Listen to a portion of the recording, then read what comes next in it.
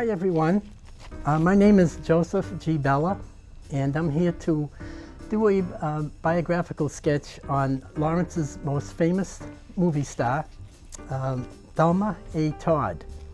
And I've been interested in Thelma for years and years. Right now I'm president of the Friends of the Lawrence Heritage State Park on Jackson Street and Canal Street. And each year we have a birthday commemoration close to or near Thelma's birthday at in the month of July. And this year her birthday will be celebrated on Saturday, July 30th at 1 p.m. And we'll have a cake with her picture on the cake and drinks, water, coffee, and things of that nature. And so what I want to do first of all is to do a bio or a biography of Thelma Todd, so everyone will know right from the start who and what she was all about. Thelma A. Todd. Thelma Alice Todd was born in Lawrence, Massachusetts on July 29, 1906, at a house formerly located at the site of the General Tire store on South Broadway. Her parents were John Shaw Todd and Alice Edwards, and they were married on June 20th, 1900, in the front parlor of the groom's father's house in Lawrence. Their first child, William, was born on July 27, 1903. Tragically, he was to lose his life in an accident on August 25, 1910, at a farm in Randolph, Vermont. Thelma first attended the Saunders School, then later moving on to the Packard Grammar School, and then Lawrence High School, graduating in 1924. In 1924, she was a model in a vaudeville show at the Empire Theater, known as the Fur Fashion Review of 1924. That same year, Thelma reportedly won a small role in her first film, a local production called The Life of St. Genevieve, which was produced by Rosario and Peter Contarino, brothers who had bought an old movie camera, borrowed some cash, and they both created what was known as the Aurora Film Company, and again based in Methuen. Together they ran amateur nights in Lawrence, which enabled them to spot talent for their movies. And it was because she attended one of these events that Thelma was ultimately given a role in The Life of St. Genevieve. It seems she did well enough in the part that she was cast in their next film, Tangled Hearts. While attending teacher training at the Lowell Normal School, Thelma student-taught history and English classes to 6 and 8-year-olds. But she was never an accredited teacher. In June of 1925, Thelma was voted Miss Lawrence by the local Elks Club, and then later voted Miss Massachusetts by the State Elks Club. Shortly after winning, she joined the famous Players Lasky Studio School in Long Island, New York, and in 1926, the students of the Paramount School released their first silent film, Fascinating Youth, which was Thelma's first feature silent film. In 1929, she joined the Hal Roach Studios, and she found ready work with comedy greats such as Buster Keaton, Wheeler and Woolsey, Joe E. Brown, Laurel and Hardy, and of course the four Marx Brothers. In 1932, Thelma married Pat DiCicco, but they were to be divorced in 1934. After making over 120 films, comedy shorts with Zazu Pitts and Patsy Kelly, and several full-length features, Thelma's body was found December 16, 1935 at 10:30 a.m. in her 1934 Lincoln Phaeton convertible by her maid, May Whitehead. According to the Los Angeles Homicide Bureau, her death was due to accidental carbon monoxide poisoning. And that's it. That's the end of Thelma's bio. Tragically, she's known more about her death than the first silent and then the talkie movies that she had done for a few years that she was in Hollywood. I did bring some items that belong to her, and one is the tam. This tam, we suspect she bought that over in England, possibly when in England she visited Scotland. And she had made a movie, just one movie in England, called You Made Me Love You, 1933, with Stanley Lupino, and that would be Ida Lupino's father. Ida Lupino was a famous actress during the 30s, 40s, 50s, and then TV show she made with her husband. And Ida, of course, passed not too long ago. And so her father, Stanley, and Thelma had made a movie together, and like I said, in England. And Thelma purchased that hat there, and it's her own tam. Another item of Thelma's I happened to get recently is a missal, or small Bible, that Thelma used when she was living in Los Angeles. She attended a Protestant church in LA. And she did write an interesting page to her mother, and I'll read it to you right now. It says, "To Mama, may I always think of you, serve you, and love you. And even then, my debt to you will still be unpaid. Devotedly, Thelma." April 8th, 1928, her Bible. And let's see, I do have some other items. When Thelma passed, it was quite, of course, unexpected, and it was very tragic. And there were some Western Union telegrams that Alice, Thelma Todd's mother, received. Let's see, there was one here, 1935. "My dear Mrs. Todd," this is Thelma's mother, Alice, "am shocked at untimely passing of one of the world's loveliest and grandest. Please accept my deepest sympathy. Louis Schurr, S-H-U-R-R. He was a producer in Hollywood." Then another one, Alice Todd. "Hello, darling. Expect you help Pat in moving. Will be home July 8th. Love, baby." So this must have been Thelma's, 1932. Yeah, Thelma had sent this to her mother. And let's see, here's another one to Alice, Thelma's mother. And this one was sent to 400 Andover Street. So Alice would have been back to South Lawrence, 400 Andover Street. "Dearest mother," oh, this is, wait a minute, this is from someone else, a relative. "I want you to know that my heart is with you, and I am living over the beautiful memories of the past days. Lovingly, Fran." This would have been a relative. Hollywood, California. And this was, again, to Mrs. Alice Todd, Thelma's mother. And here is a napkin that I got from Thelma's restaurant. She had a restaurant on Highway 1, Los Angeles, not too far from Hollywood, called Thelma's Sidewalk Cafe. And the napkin is from the inn located at the cafe. Now again, Thelma passed December 1935, and her mother had a wake first, and then a funeral, and she was cremated. So Thelma's mother had Thelma's ashes in an urn, and she kept them with her. She brought them with her wherever she moved. After leaving California, Thelma's mother, Alice, moved to New Jersey. She had relatives there. And then Andover, Andover's Shawshene Square, there was a apartment building. She lived there until she passed. And Thelma is buried with her mother at Bellevue Cemetery. And the stone is there. It's just under the water tower and the New Yard at Bellevue. So Thelma Todd is buried with her mother, an aunt, and an uncle in that stone. Now Thelma's father, John Shaw Todd, was an alderman of Health and Charities in City Hall here in Lawrence. And he passed in 1926, July 29th, unexpectedly, by the way. So Thelma had to return to Lawrence to attend her father's funeral.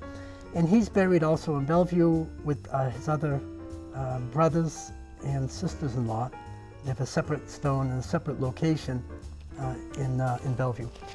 Thelma Todd's family came from Scotland, and actually Ireland, actually not Scotland. They came from Ireland, and not Dublin, but the Protestant city in Ireland.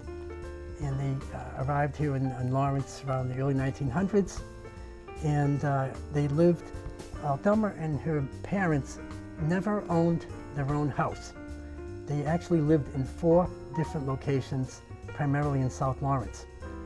One of them was on Andover Street, and they attended the South Congregational Church on South Broadway in Lawrence. Let's see, I do have some pictures here of Thelma. Some are from her movies, and others are just her posing. This one is of her and her first and only husband, Pat DiCicco, and again, they were only married 2 years. And some others are from, like this is Speak Easily, a movie she made with a couple of comedians. And then the others are other movie posters, lobby cards they call them. Because of their sizes, they would have been primarily known as lobby cards. And I have some books. There were quite a few books written about Thelma. This one's called Don't You Know Who I Am? Discovering My Past, Life as Thelma Todd by Lana Cheryl Johnson. Then another one is called The Hal Roach Comedy Shots of Thelma Todd, Zazu Pitts, and Patsy Kelly. Now, when Thelma joined the Hal Roach Studios first, she did short movies, very short movies, 20 minutes roughly, and there were fill-ins between the larger movies that were shown in the movies. Zazu Pitts was her first partner in these short movies, and then her contract ended. Patsy Kelly, a comedian, took over after Zazu Pitts. So Patsy Kelly played as Thelma's partner in the short movies until Thelma's death in 1935.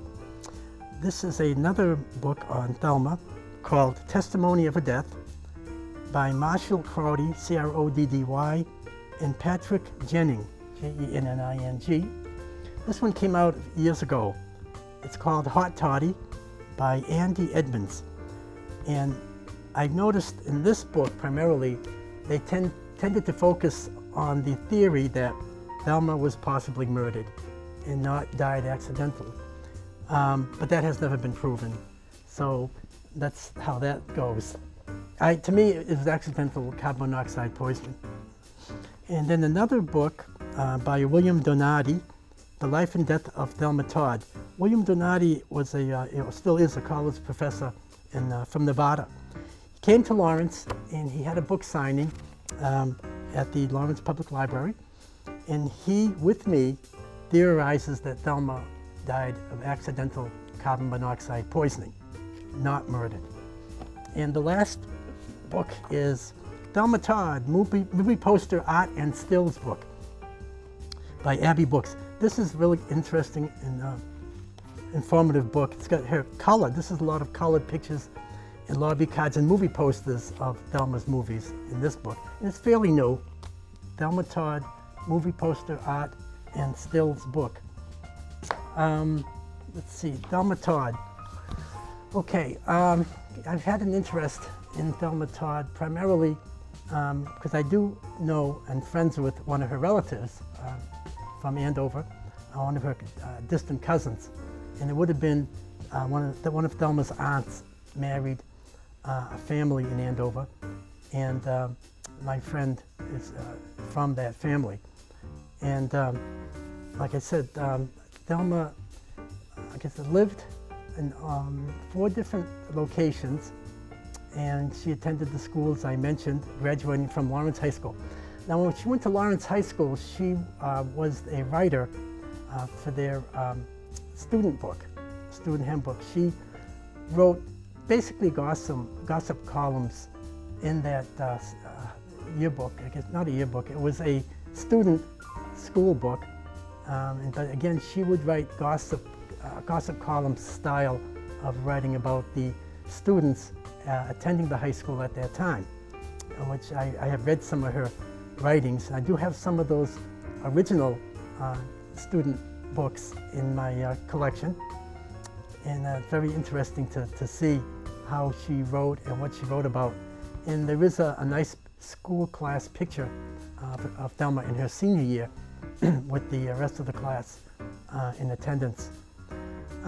Again, Thelma attended the Lasky Paramount Players School acting in Long Island, New York, and she made her first movie, Fascinating Youth.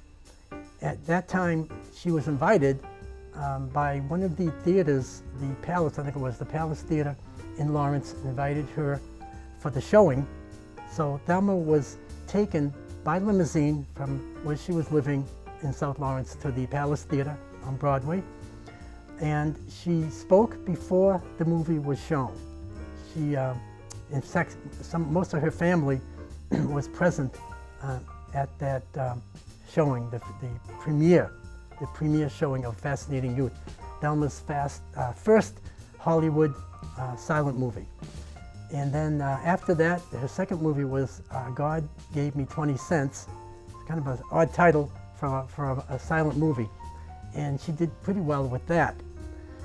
And unfortunately, some of the actors and actresses both had problems changing over from silent to talking. Thelma fared well. Her voice was good enough to make the transition from silent to talking. So she was able to pass the test, so to speak, and then continue doing movies. Again, Hal Roach Studios signed her up because earlier they had Laurel and Hardy short movies. They did so well that he thought, well, if two men can succeed in comedy, therefore why can't two women? So he signed Thelma up, and with Thelma, at the time was a comedian, very funny comedian, named Zazu Pitts, or Zazu. Sometimes they pronounce her name, different people pronounce it differently. I've heard mostly Zazu, Z-A-S-U. And so Thelma and Zazu worked together very well. So that was a lucky find to put those two together. Made quite a few short movies. Thelma tried at one time to do a drama called Klondike. And actually, she was surprisingly given top billing. And this was a talking movie. She tried drama. It didn't work out. The movie wasn't that great a success. Therefore, she was more inclined to stick with the comedy, which she did quite successfully. And after Zazu Pitt's contract ran out, Thelma was assigned with another comedian of the times, Patsy Kelly, who was quite funny in her own way. Again, Thelma stayed with comedy, luckily.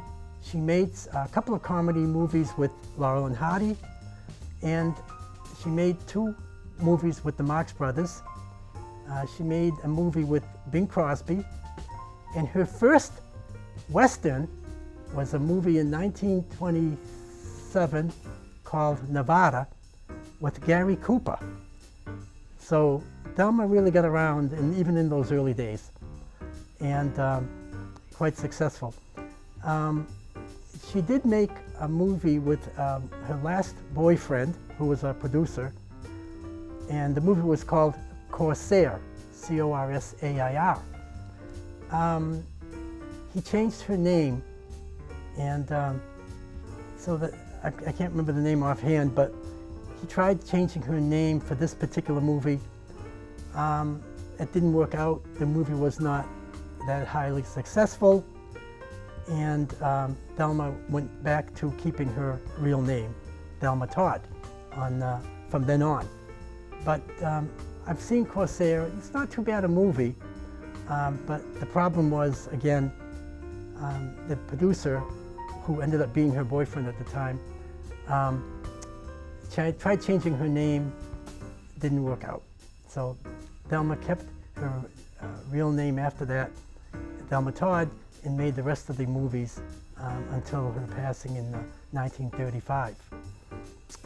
So, like I said, she was married only 2 years, Pat Chico, and Pat Chico ended up being a person who stayed in the film industry, surprisingly. And I think he was in control of 20th Century Fox. And he did marry an actress after Thelma. And then the night of Thelma's death, she was attending a party at the Trocadero Lounge in Los Angeles. And before she left her residence, her maid, May Whitehead, was given the keys to her apartment. And because they would have stuck out with her dress. The dress was like a straight form, and it would have been too showy, the keys. So Thelma had the keys kept with the maid. Then Thelma went to the party. Surprisingly, her ex-husband was there, and the party was given by Stanley Lupino, the gentleman or the actor from England, who she made You Made Me Love You in 1933. And Ida Lupino, a young Ida Lupino, was there. And so the story goes, Thelma left the party sort of late, probably 2 o'clock or 2:30 a.m. Was given a ride to the house, her apartment. The door was locked, and her boyfriend, I guess, had the key, but he was asleep or whatever, and Thelma couldn't get into her place. So she knew her car was in the garage, and it was a cold December night, very cold. So Thelma decided to get into the car. The key was there. She started the car. The garage door, unfortunately, was closed, and she had the car running probably all night because it ran out of gas. And then her maid at 10 o'clock the next morning found her in her car. Unfortunately, she had passed. And so again, to me, it's like, you know, the real cause would be primarily carbon monoxide poisoning, which they found when they had the coroner do her test. She had a huge amount of carbon monoxide poisoning in her system. And so that, to me, that would have been the prime cause, and probably nothing else in that matter. So that's the story of Thelma Todd. And again, a reminder, we have her birthday party scheduled for Saturday, July 30th at 1 p.m. And we'll have a cake, coffee, water, and so forth. And we're going to be showing some of her short movies that afternoon. So if you could make it, try and be there. And every year, we seem to have one of her relatives show, one of her cousins show, and we have them cut the cake.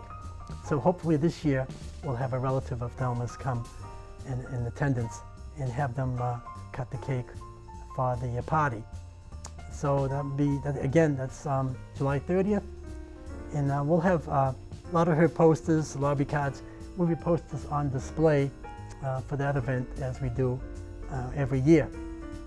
So try to make that at the Lawrence Heritage State Park at Jackson and Canal Street.